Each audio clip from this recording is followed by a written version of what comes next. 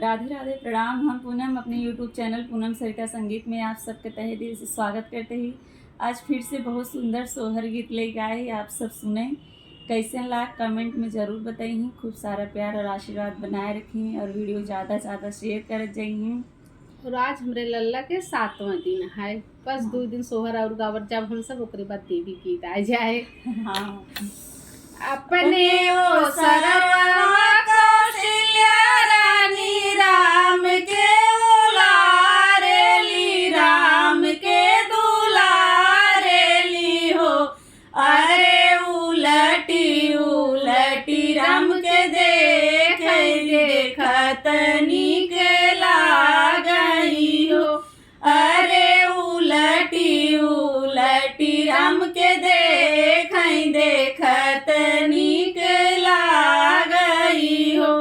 भिखिया मांगत दुई ब्राह्मण रानी से अरज करई हो।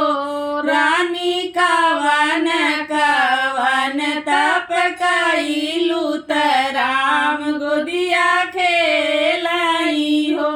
रानी कवन कवन तप कइलू त राम गोदिया खेलई हो।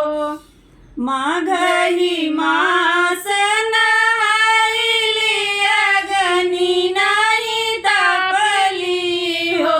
ए ब्राह्मण जेठ में बेनिया ना डोलाली त राम गोदिया खेलई हो।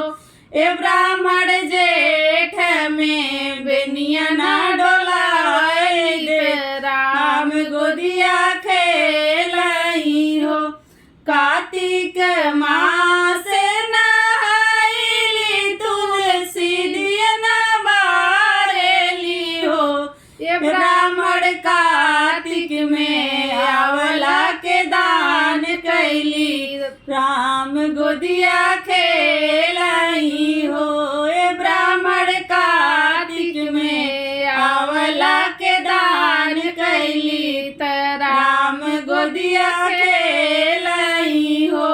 भूखल रहली एकादशी दुई दशी पारन कैली हो। ए ब्राह्मण भूखले में कैली तप भारी त राम गोदिया खेलई हो। ए ब्राह्मण भूखले में कैली तप भारी त राम गोदिया खेलई